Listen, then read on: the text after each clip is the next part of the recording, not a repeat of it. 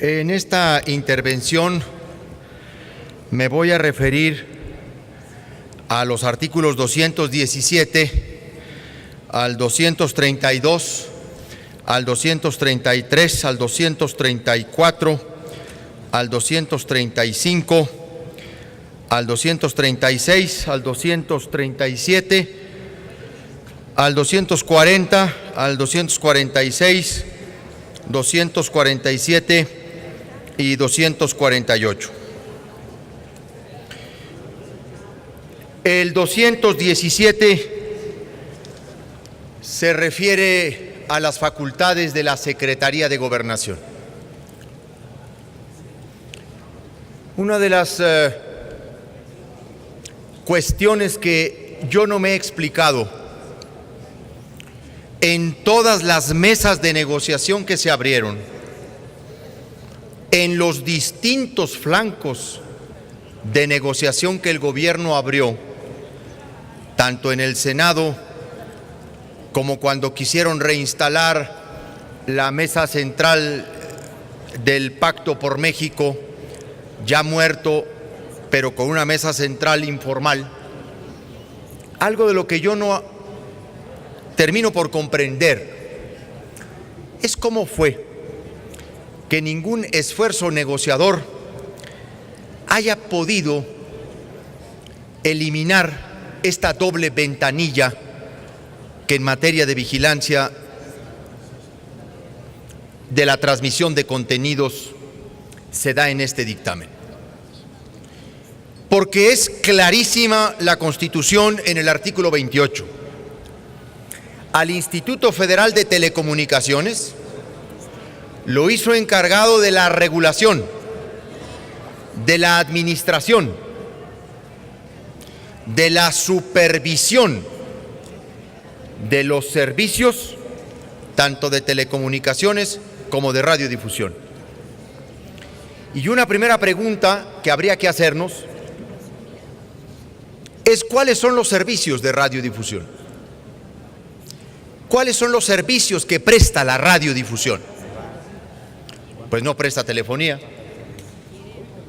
La radiodifusión, como servicio unidireccional, las telecomunicaciones tienen la característica bidireccional, es transmisión de contenidos. Cuando la Constitución le otorga al IFETEL la facultad de supervisar los servicios de radiodifusión, se está refiriendo a contenidos. ¿Y qué fue lo que pasó? ¿Qué fue lo que sucedió? Que a lo largo de esas mesas, me fueron contando unos y otros, el gobierno colocó una interpretación estrambótica como la que ha colocado con el sector de la preponderancia por sectores, que la Constitución solo le había dado al IFETEL dos facultades en materia de vigilancia de contenidos: la publicidad, vigilar la publicidad, y la publicidad pautada dentro de la programación infantil. Esa interpretación nos dice que al IFETEL se le dio la facultad de vigilar contenidos dentro de cada hora entre programas, y dicen que solo la publicidad dentro de la programación infantil, y que todo lo demás, pues como no lo dijo, pues decidieron devolvérselo a la Secretaría de Gobernación. Esto es falso. Tan falso que el propio artículo 6º de la Constitución crea un órgano consultivo del Instituto Federal de Telecomunicaciones para la salvaguarda de los principios establecidos en el 6º y en el 7º constitucional. ¿Y cuáles son esos contenidos? Pues los contenidos de libertad de expresión y de derecho a la información. Hubo una serie de ajustes, fue el proyecto evolucionando, le quitaban una facultad, le ponían otra, y luego empezaron a reformular. Ya no es vigilancia, ahora es verificación. Bueno, ahora es verificación con clasificación, y terminó, como terminaron los medios de uso social comunitarios indígenas, en una evolución hacia lo peor. Porque le dejan en 6 facultades a la Secretaría de Gobernación: monitoreo, vigilancia, pero en todos los contenidos, sanción. Y este es el gran retroceso de la parte relativa al derecho a la información y al ejercicio de las libertades de expresión y de información. Es el gran retroceso de esta parte del dictamen, porque ahora se le devolvió, el Ejecutivo está recuperando por la vía de la ley una facultad que la Constitución le dio al IFETEL. Siempre la Secretaría de Gobernación había tenido la facultad de vigilar contenidos. Y una de las grandes discusiones en la reforma constitucional fue esa: apartar de un ámbito eminentemente político del gobierno la vigilancia de los medios electrónicos de comunicación. ¿Por qué? Porque siempre el gobierno ha jugado, no solamente jugaba con la asignación de concesiones, sino con la vigilancia y sanción en materia de transmisión de contenidos con los concesionarios. Y siempre se colocó la tesis de la zanahoria y el garrote. Te portas bien, te doy más concesiones. Ah, te portas mal, te la puedo revocar por la vía de la Secretaría de Gobernación. Te portas mal, te la quito o te sanciono. Y siempre en la relación medios-poder, sacrificando la legislación. Y dijimos, basta de que esta importantísima y delicadísima función la tenga el aparato político del gobierno. Bueno, si esa facultad había dejado de ser verdad, mucho más ahora que este Congreso reformó la Ley Orgánica de la Administración Pública Federal para hacerle a Gobernación la supersecretaría. Ahora la Secretaría de Gobernación tiene, por atribución de la reforma a la Ley Orgánica de la Administración Pública Federal, la coordinación de la política de seguridad pública. Es la Secretaría que comanda a la Policía Federal, que encabeza el Sistema Nacional de Seguridad Pública. Yo no conozco un caso en el mundo en donde a la policía se le haya dado la facultad de vigilar contenidos en radio y televisión. Es delicadísimo. Y luego le dan facultades hasta para determinar, en términos de los medios públicos, qué canales multiprogramados. La administración de los tiempos de Estado se le dejan a la Secretaría de Gobernación.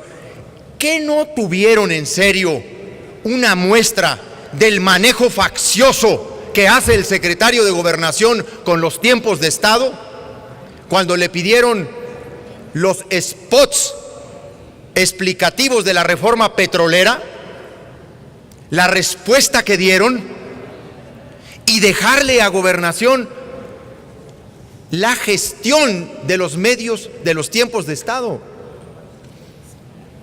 Esta es una de las regresiones que yo identifico en el proyecto y que obviamente pues la traigo aquí con un propósito pues informativo, ¿verdad? Ahora sí que informativo, para el diario de los debates. Querido diario de los debates, le han regresado a la Secretaría de Gobernación las facultades de vigilancia de contenidos. Querido diario de los debates, le están abriendo además al presidente de la República. Este es un doble empoderamiento, No solamente estamos hablando del monopolio mediático, del monopolio de la televisión. aquí hay un doble eje, aquí se está empoderando al monopolio mediático y al presidente de la República, porque le abren en otro artículo tiempos adicionales al Ejecutivo de los tiempos de Estado, dice, y otros espacios de que disponga el Ejecutivo Federal señalado en esta ley. Y he englobado los temas de publicidad porque ahí es donde está también otro de los grandes atentados al derecho de las audiencias. Contrario a la reforma constitucional que estableció la obligación de equilibrar la publicidad en el conjunto de la programación, se le dan una serie de regalos a la radiodifusión comercial insospechados. A las radios comunitarias indígenas les van a dar el 1% del presupuesto destinado a gastos de comunicación social. Vaya logro, hacerlos depender de las autoridades locales. Por cierto, no se los dan a los de uso social. Solo dice comunitarias e indígenas. Mientras que le cierran el paso a las fuentes de financiamiento que tienen derecho legítimamente a esos medios, como los medios de uso social, a la radiodifusión comercial a manos llenas. ¿Saben por qué? Porque a través de varios artículos van a poder comercializar la pantalla a niveles de descaro. Hay un artículo que dice que si transmiten por lo menos el 20% de programación nacional, les dan un 2%. Y luego un párrafo enseguida que dice, y este incentivo se incrementará conforme se incremente la producción nacional. Automáticamente le están dando a las dos principales televisoras del país 10% más de comercialización de la pantalla. Tienen el límite de 18%. Pero las dos producen contenidos nacionales. Canal 13, todo es producción nacional. Y Televisa en el 2 es producción nacional. Ahí va un 10% automático. Y luego dicen, y si ustedes contratan 20% de producción independiente, les damos otro 5%. Eso no dijo la Constitución. La Constitución no dijo que había que darles otro estímulo mercantil al duopolio de la televisión para promover la producción nacional independiente. Dijo garantizar mecanismos efectivos para promover la producción nacional independiente. Y ahí va otro 5%. Y luego además les permiten comercializar dentro de la pantalla en la programación continua. Y hay un artículo del dictamen del que varios se enorgullecen tanto, que excluye de contabilizar en los límites de la publicidad a los programas de venta de productos y servicios, lo que eufemísticamente llaman infomerciales, que no es más que un ambulantaje electrónico que empieza de las 12 de la noche a las 6 de la mañana y en donde venden todo tipo de productos, a una hora para adelgazar y a la otra para engordar, para recuperar peso y para bajar de peso, para recuperar pelo y cómo cortárselo. Es un escándalo en despoblado, es un atentado a las audiencias. El dictamen del que muchos se enorgullecen. Esto es lo que votaron los senadores de la República. Regresarle a la Policía Federal encabezada por Miguel Ángel Osorio Chong, además secretario de Gobernación, porque él ha preferido ser primero coordinador de las fuerzas de seguridad que secretario de Gobernación. A esa inversión de funciones y dupla de funciones le entregaron la vigilancia de contenidos, la administración de los tiempos de Estado, la publicidad en demasía. la Cámara Nacional de la Industria de la Radio y la Televisión, a través del CITATIR, sacó una campaña para tratar de intimidar. Y yo les dije, ni se intimidan, hombre, ya están arreglados muchos de ellos. Van a cerrarle el paso a la comercialización. 50,000 familias pueden perder su estabilidad económica si le abren la posibilidad a las pobres radiodifusoras indígenas, comunitarias y sociales del país. 50,000 familias, porque es una competencia desleal. Competencia desleal. La verdadera competencia desleal es el tonel sin fondo de recursos públicos que financian a los medios comerciales. Que digan si están dispuestos a renunciar al presupuesto público los medios comerciales para vivir solo de la publicidad comercial de productos y servicios privados. Esa es la verdadera competencia desleal. Los 4,600 millones de pesos que el gobierno federal gasta en medios electrónicos de comunicación y los otros 14,000 millones de pesos que municipios y estados del país le entregan a muchas estaciones radiodifusoras comerciales para financiar la mayor parte de su operación. ¿Cómo expolian al Estado, a los municipios, a los gobiernos de los estados? Los que se quejan de una competencia desleal porque le iban a dar la posibilidad de comercializar a no más de 100 o 120 estaciones de radio de nuestro país. Estas son de las cosas que uno no se explica de los representantes populares. Hay muchos temas discutibles, como aquí se ha dicho, pero estos temas por lo menos nos despiertan la pregunta: ¿a quién representan los representantes populares? Ni siquiera el partido en el gobierno, los intereses del Estado. Porque a los medios públicos, ninguna posibilidad de nada. Es más, hasta un transitorio en el dictamen para que a las universidades públicas que tengan medios de radiodifusión no se les vaya a incrementar el presupuesto, no se les vayan a dar recursos adicionales. No vaya a ser que interpreten que la nueva reforma constitucional y legal les da oportunidades de crecimiento tecnológico. No, deben estar marginadas, deben estar absolutamente excluidas.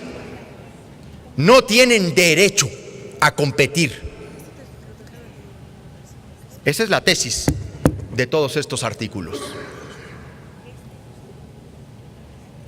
México, desde siempre, escogió el modelo comercial de la televisión. El gran error del Estado mexicano fue haberle apostado a la televisión comercial, expandiéndose esta conforme el presidente de la República en turno lo iba necesitando. Así creció Telesistema Mexicano. Conforme el presidente de la República iba necesitando ir a algunos estados o tener vinculación con unos estados, se le iban dando repetidoras al modelo comercial. ¿Saben cuál es la desproporción o la proporción del modelo comercial de la televisión y la radio con relación a los medios públicos y sociales? 80-20. Este gobierno y este Estado no cree en los medios públicos. Por eso quiere controlar a los medios privados. Por eso lucharon y resistieron contra el absurdo de volverle a Gobernación la vigilancia. Es control político lo que quieren. Qué pena que se haya terminado fortaleciendo esa idea de control político sobre los medios. Eso es entendible en el PRI. Esa es su cultura, intrínsecamente autoritaria. Pero de la oposición es una pena. Muchas gracias.